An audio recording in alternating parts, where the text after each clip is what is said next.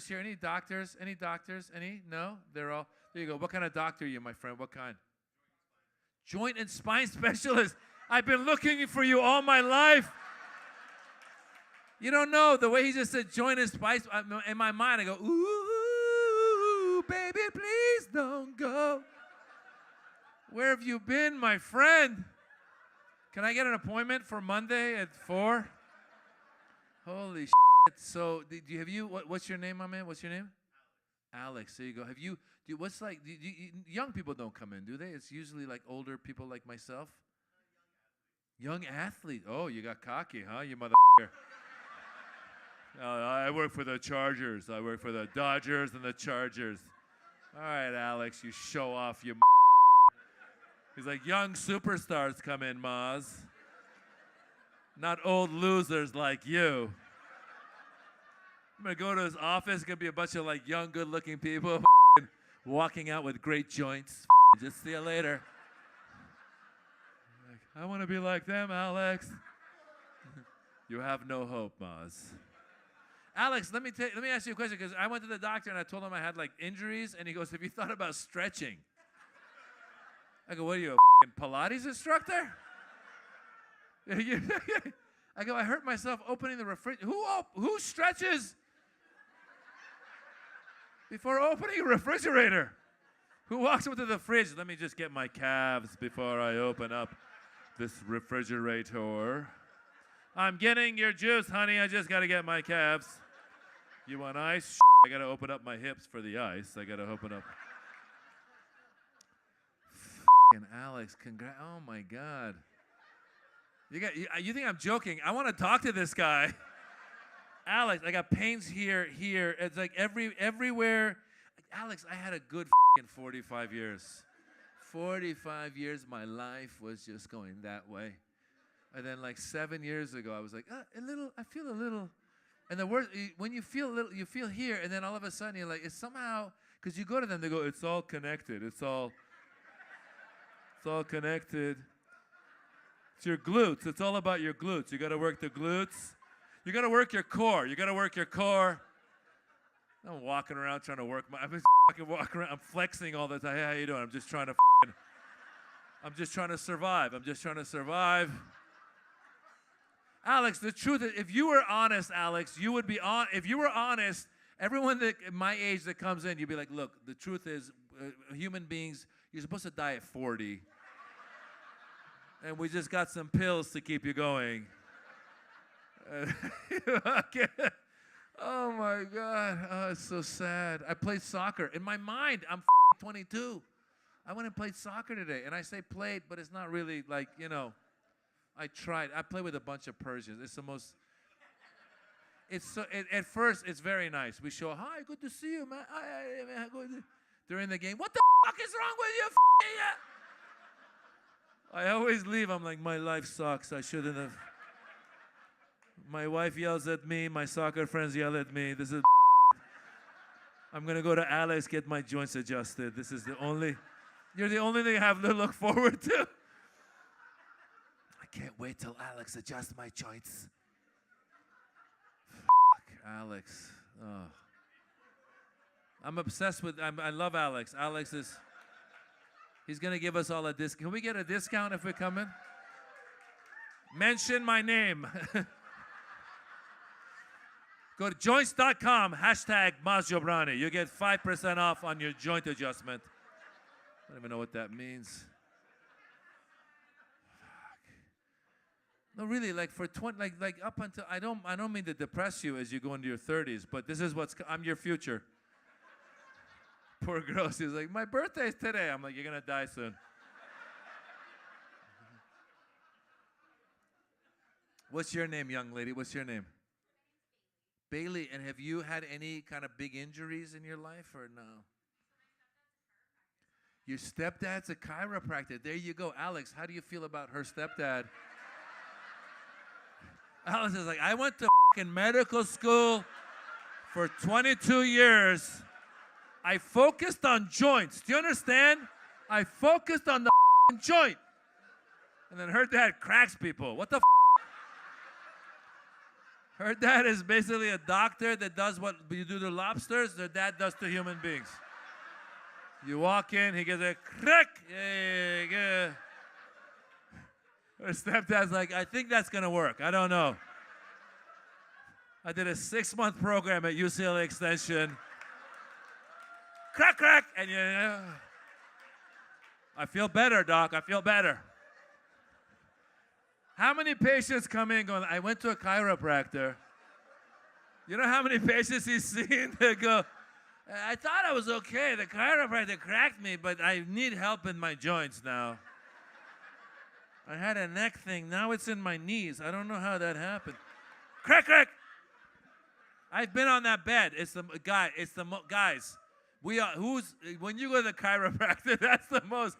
You feel like the most vulnerable position because your head's on the bed and it's like a massage table, and then the guy, because you know the massage is good. Massage. Yeah. And usually I go to a Chinese place. They don't speak. I don't speak there. They don't speak. We don't speak. They just. I go. More. More? Oh, more.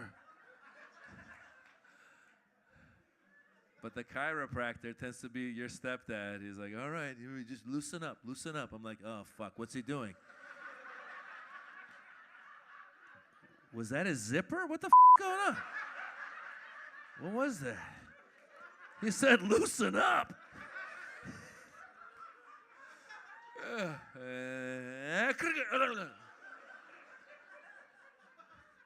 You get up. How does I feel better.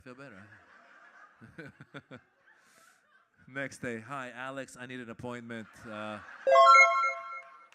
went to Bailey's stepfather, and he me up. Oh my God! I went down to the protest, guys. I was marching. I felt so good. I was at LAX protesting, and this guy comes up to me. He's like, "Bro, this is so beautiful. This is the most diverse city I've ever seen in Los Angeles." Yeah, and I go, "Bro, that's because we are at the airport. Yeah, people are literally flying in from around the world as we speak."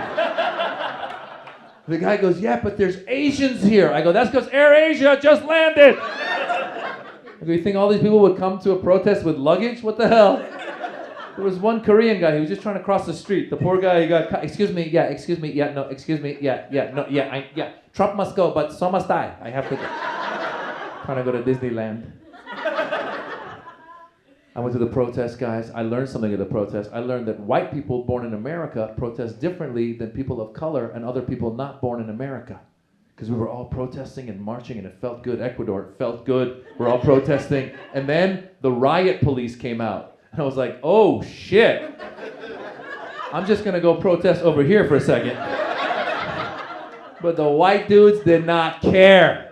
They just kept going. Out of my way, copper. Here I come. It's a protest. It's my right to protest. It's my 3rd Amendment, my 8th Amendment. He knew the amendments. It's my 45th Amendment. I'm in the back. There's 45 amendments? I swear to God, there was a guy with his finger in the face of the riot police, just waving his finger like that. And the riot cop was like, his hand was on his baton. He was ready to go any minute. And I'm in the back. I'm like, calm down, white guy. You're going to get us all in trouble. The Mexican guy next to me, now is a good time to go to the bathroom. I've actually had immigrants in America get upset at me when I did Trump jokes. I was in Houston during the elections, before he was president. There was a Lebanese guy, he got upset at me. So I did a joke, and in the joke I said, Trump is anti-immigrant. And the Lebanese guy, Moz, he's not anti-immigrant, he's anti-illegal immigrant. I go, where are you from? Lebanon.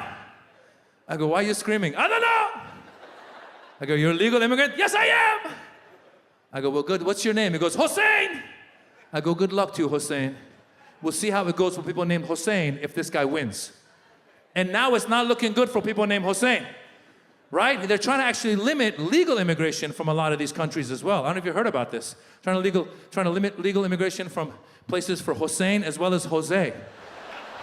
Brown people are going to have it bad. I swear, I don't know if you heard about this, that the Trump administration wanted to do an English aptitude test to get into America. Yeah, have you heard about that? If they had an English aptitude test when I first went to America, my parents never would have gotten in. Some of your parents would never get in. Some of you might not get in. But think about it, if they do an English aptitude test to get into America, that means there might be a spelling test to get into America, which means there's gonna be a lot of people coming from India because you always win the spelling bee competitions. I don't know if you saw, just this past summer, it was an 8-way tie. It was 7 Indians and 1 little white girl. Did you see this? It was 1 little, 2 little, 3 little Indian, 4 little, 5 little, 6 little Indian, 7 little, 1 little white girl. They're very good at spelling. The next time you go to America, there's gonna be a line of Indians just spelling their way into the country. Just standing in line. I will gladly spell the word ubiquitous for a green card and a visa. And for an extended visa, I would like to spell the word obsequious. And for a lifetime citizenship, I would like to spell supercalifragilisticexpialidocious.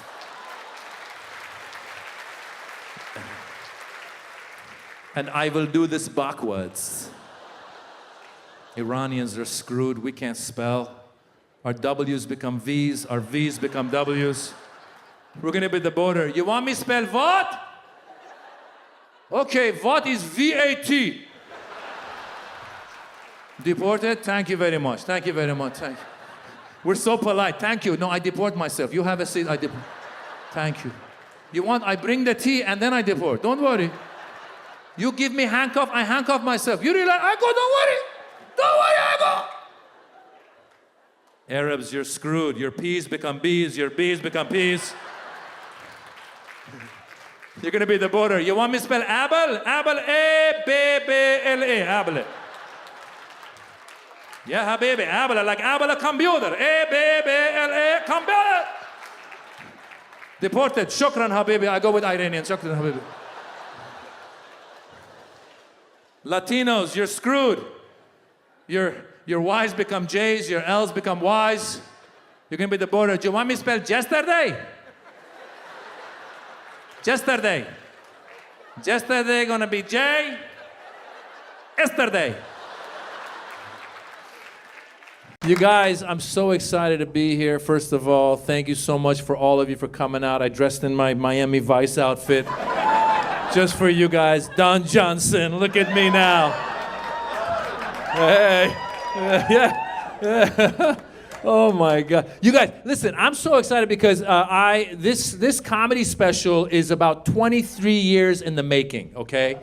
Yeah, I'll tell you what I mean by that. 23 years ago is when I first came to the Comedy Store and became a regular and became a comedian and disappointed my Iranian immigrant parents. Because they didn't want this shit, you know what I'm saying? Like, who else has immigrant parents here? Who's got immigrant parents? There we go. Of course.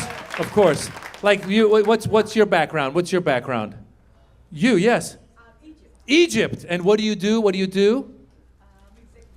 Executive director. You see what I'm saying? That's something to be proud about, okay? Her parents were proud of being executive director. I don't even know what she directs, but I don't know, but good for you. Who else had immigrant parents? There you go. What were your immigrant parents? Also Egyptian. Oh, clearly it's Egyptian night at the Comedy Store. And you're Egyptian as well? You look like an Egyptian me. Look at you. You bald, beautiful man. Look at you. Look at this. What a good-looking Egyptian man over there. What's your name, Egyptian man? Mina. There you go. Oh, yeah, Mina. How are you, Mina?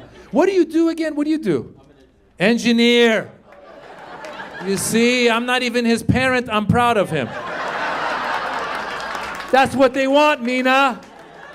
Not comedian. Mina, 23 years ago, I came to the Comedy Store. A lot of people don't know how you become a regular at the Comedy Store. The way it used to work, Mitzi Shore, who's the owner of the Comedy Store, she started the Comedy Store. She's now since passed away, but she was with us, and she started this club 50 years ago. Give it up for Mitzi Shore, first of all. Now, Mina, the way you would become a regular at the Comedy Store, you used to have to go perform in front of Mitzi in the original room. This is the room next door to here. And you do 3 minutes in front of her. And if she liked you, she would get word back to you that she wants to see you do 6 minutes. She wouldn't tell you herself. It was like mafia shit, okay?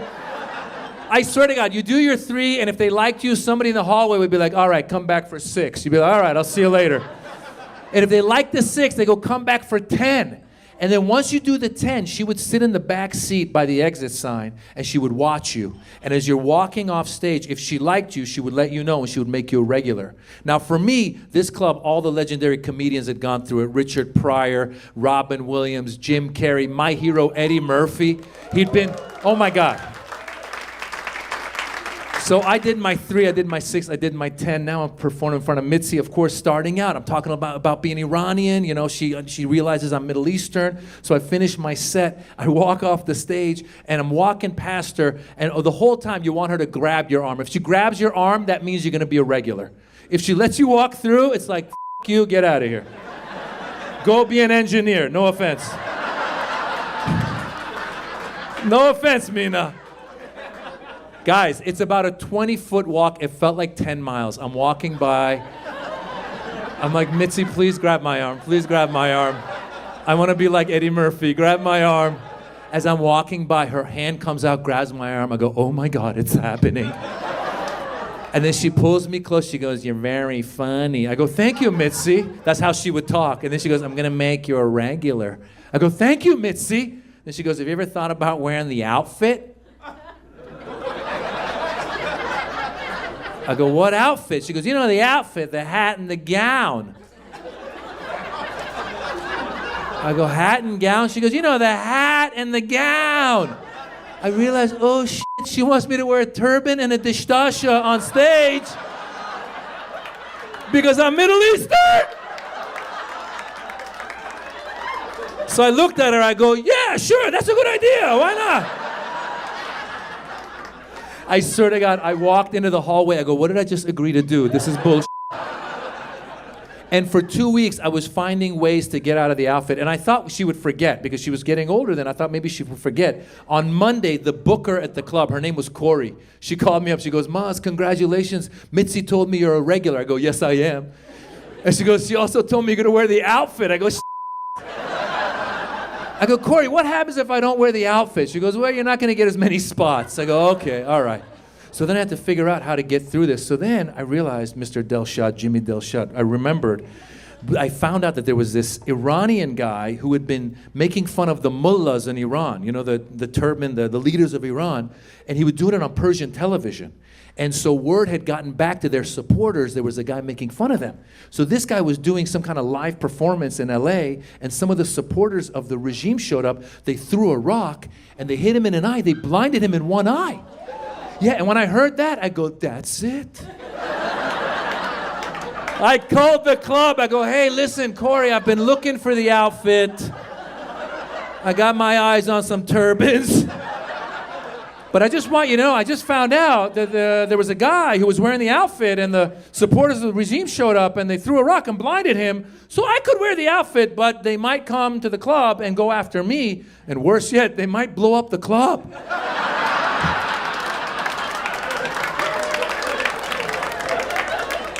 And then Corey goes, let me call you back. She called me 5 minutes later. She goes, Mitzi said wear something comfortable. You'll be fine.